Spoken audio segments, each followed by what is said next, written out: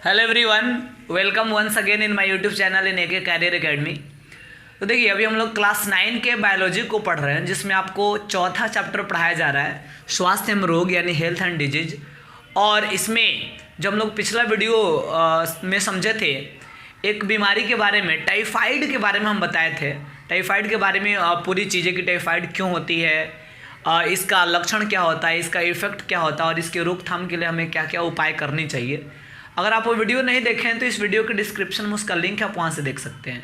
और आज के वीडियो में हम आपको एक और बीमारी के बारे में बताने वाले हैं, एक ऐसी बीमारी जिसका नाम सुनते ही लोगों के मन में एक अलग टाइप का डर जो है पैदा हो जाता है। बहुत डेंजरस बीमारी के बारे में आज हम लोग जानने वाले हैं।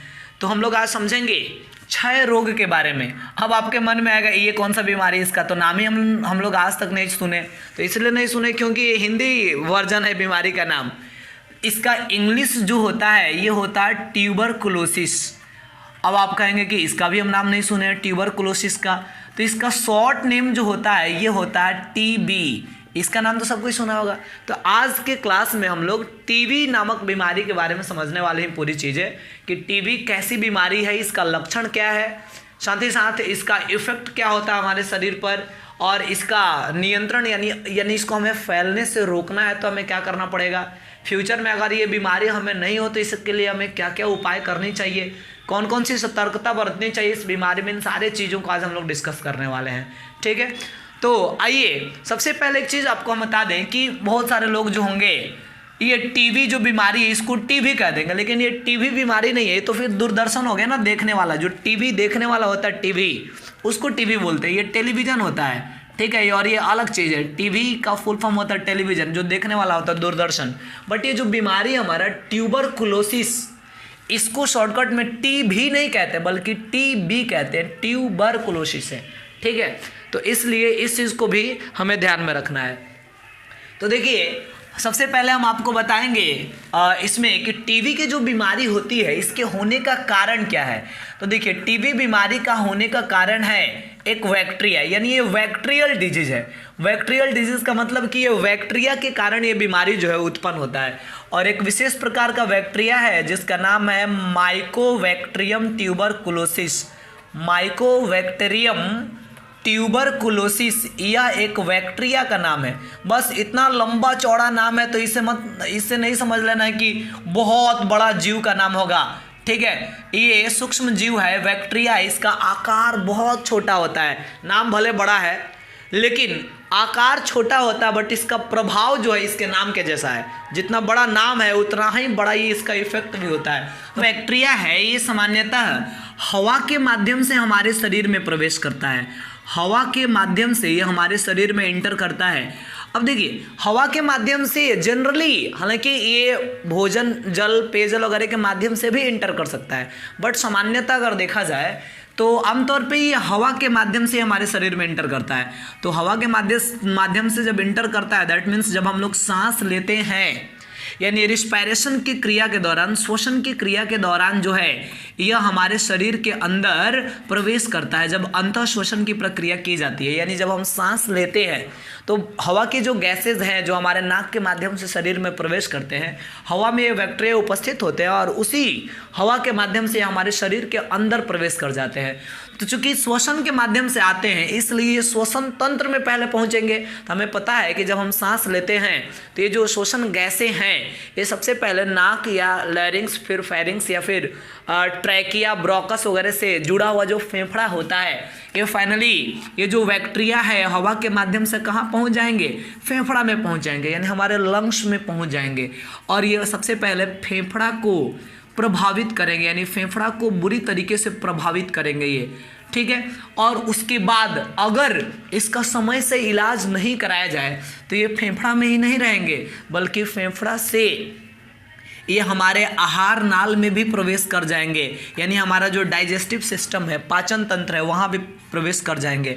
आहार नाल के माध्यम से ये ब्लड में भी चले जाएंगे, यहाँ तक कि ये हड्डियों में भी फैल जाएंगे, यानी हड्डियों में भी ऐसे बैक्टीरिया का फैलाव जो है हो जाएगा। और उचित समय पर अगर इसका हम इलाज नहीं कराते हैं तो यहाँ तक कि ये हमारे मस्तिष्क में भी यानी हमारे ब्रेन में पहुंचकर उसे भी प्रभावित करने का काम करेगा।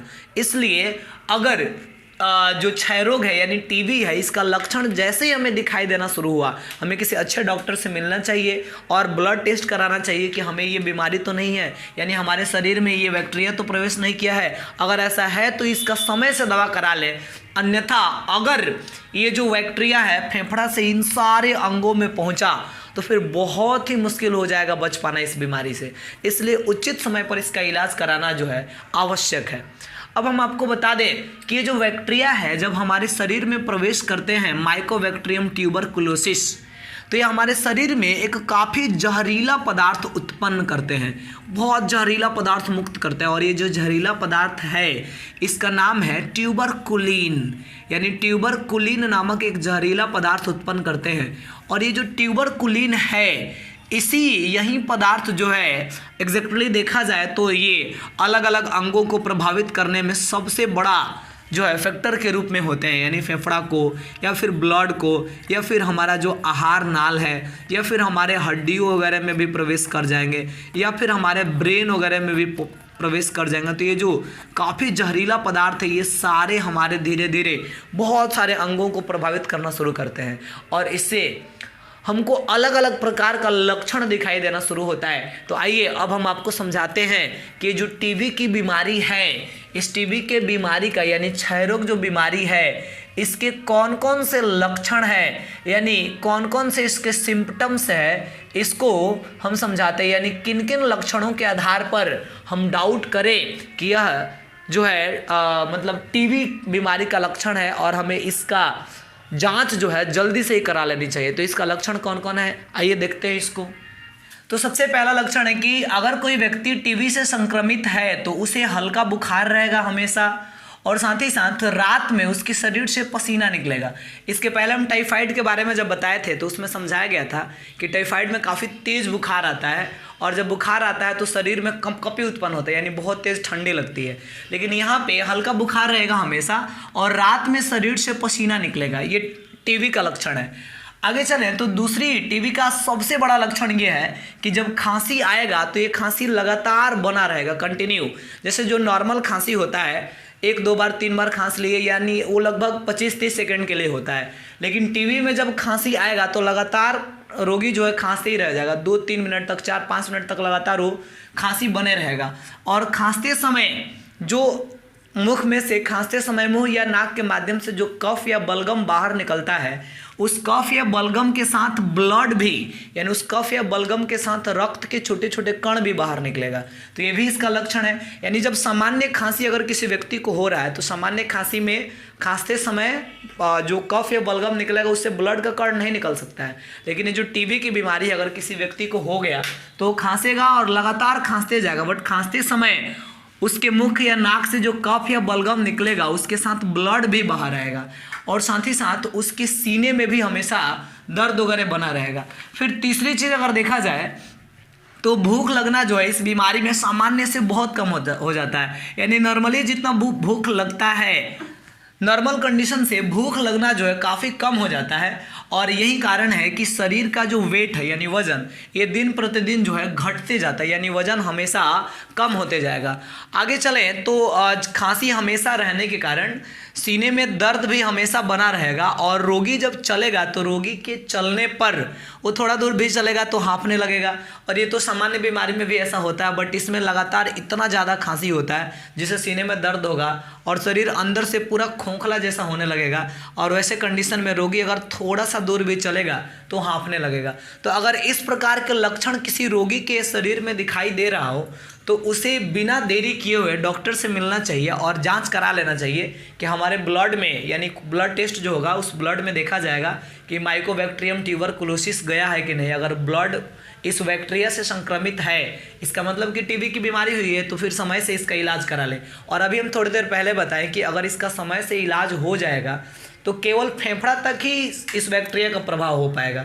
अगर समय से इलाज नहीं कराए तो फेफड़ा के साथ साथ आहार नाल, ब्लड, हड्डियाँ या फिर मस्तिष्क वगैरह में भी ये बैक्टीरिया पहुंचकर और उसे भी इफेक्टिव करेंगे।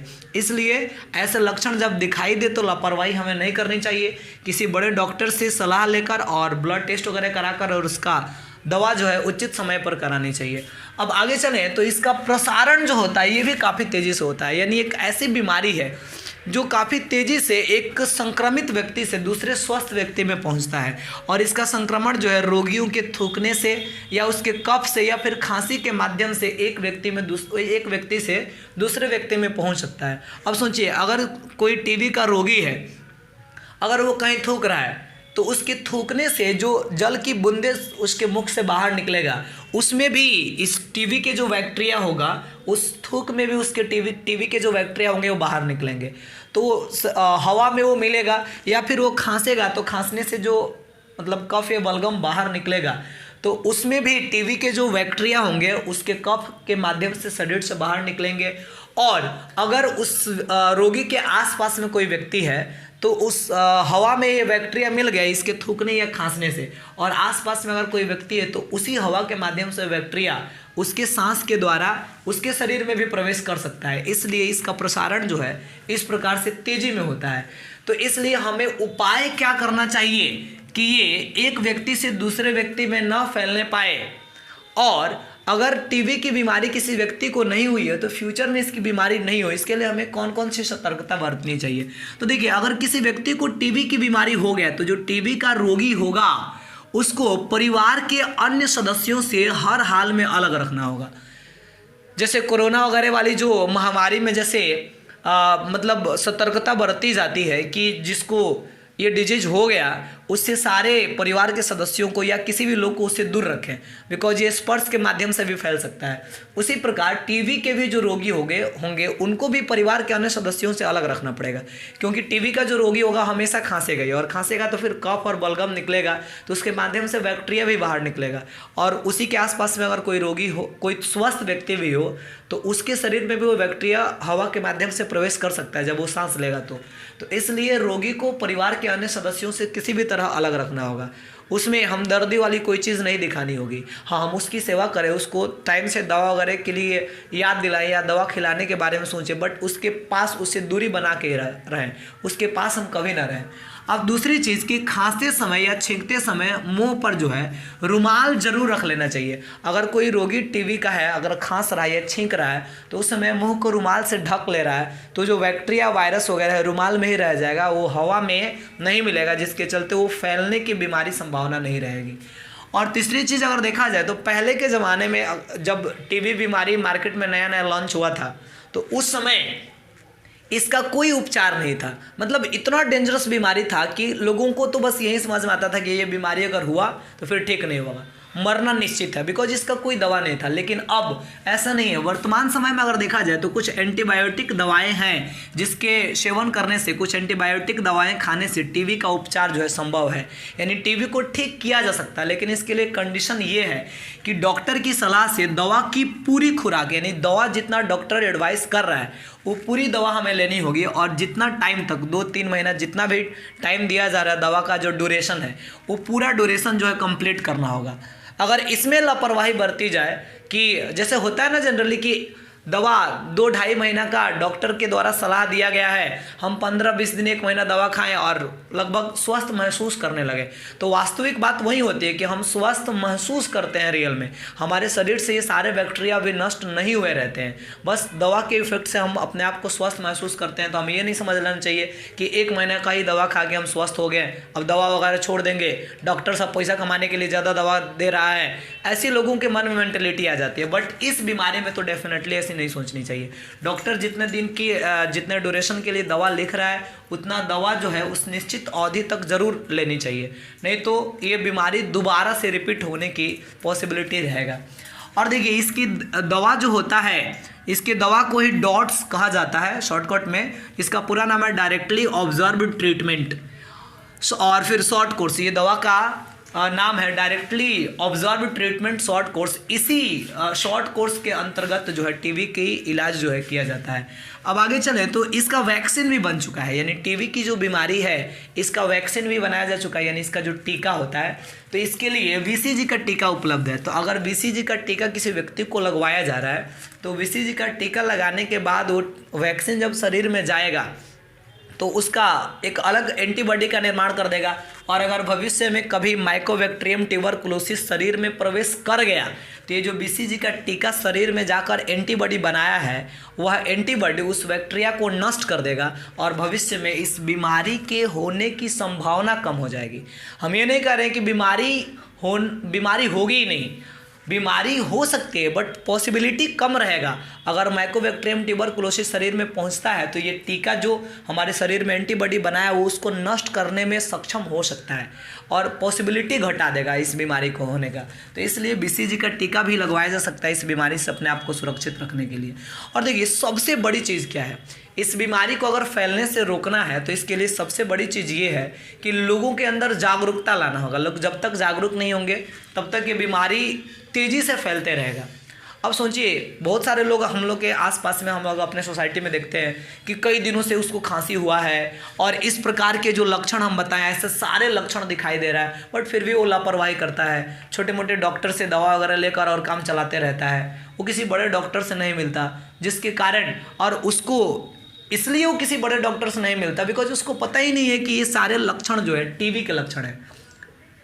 अगर उसको पता रहे कि ये सारा टीबी के लक्षण है या टीबी का प्रभाव क्या है, या फिर उसको इस बात के लिए जागरूक किया जाए कि अगर ऐसा लक्षण दिख रहा है वो दवा टाइम से नहीं कराए तो उसके सारे परिवार वालों को भी बड़ा जल्दी ये बीमारी पकड़ लेगा। बिकॉज अगर उसको पता नहीं रहेगा कि ये टीबी का लक्षण है तब तो वो अपने परिवार वालों से दूर रहेगा नहीं, अपने परिवार वालों के साथ मिलकर ही रहेगा, और परिवार वालों के साथ रहेगा तो धीरे धीरे उन लोगों को भी बायन दे देगा, यानी वो लोगों को भी ये बीमारी जो है बहुत तेज़ी से ही पकड़ लेगा, क्योंकि सतर्कता वो बरतेगा ही नहीं, क्योंकि उसको पता ही नहीं कि टीबी की बीमारी है।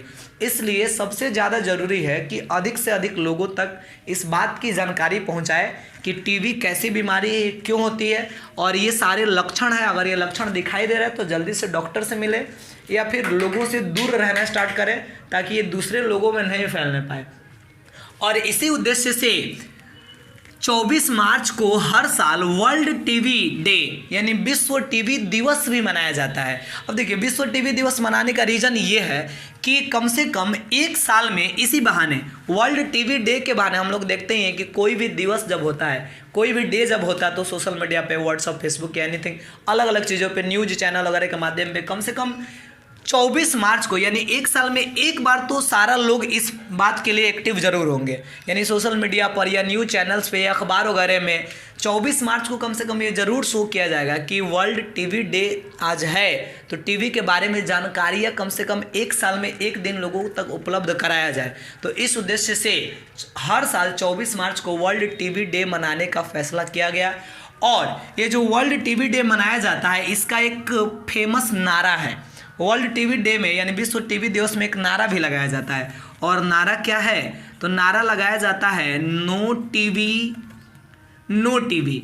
अब ये सुनने के बाद तो ऐसा लग रहा है कि ये कौन सा नारा है, ऐसा नारा तो हम लोग आज तक सुने ही नहीं। नो टीबी अजीब टाइप का नारा लग रहा है, बट इसका मतलब अगर हम समझें तो नो टीबी का मतलब क्या है, इस वाले नो का मतलब क्या होता है, इस नो का मतलब होता है जानना, यानी हम टीबी के बारे में जब जानेंगे तब ही हम अपने आसपास से टीबी को ख़त्म करेंगे। यानी टीबी के बारे में जितना अधिक से अधिक लोगों के अंदर मतलब जानकारियाँ पहुँचेगा टीबी को उतना ही ज़्यादा फैलने से रोका जा सकता है, यानी अपने सोसाइटी से टीबी जैसी खतरनाक बीमारी को हटाया जा सकता है। तो ये सारा उपाय जो है हमें किया जाना हमारे द्वारा आवश्यक है। तो इस प्रकार आज के क्लास में हम टीबी नामक बीमारी के बारे में कम्प्लीटली समझाएं, टीबी क्या है, ये कैसे होता है, या इसके लक्षण या रोकथाम के उपाय वगैरह क्या किया जा सकता है।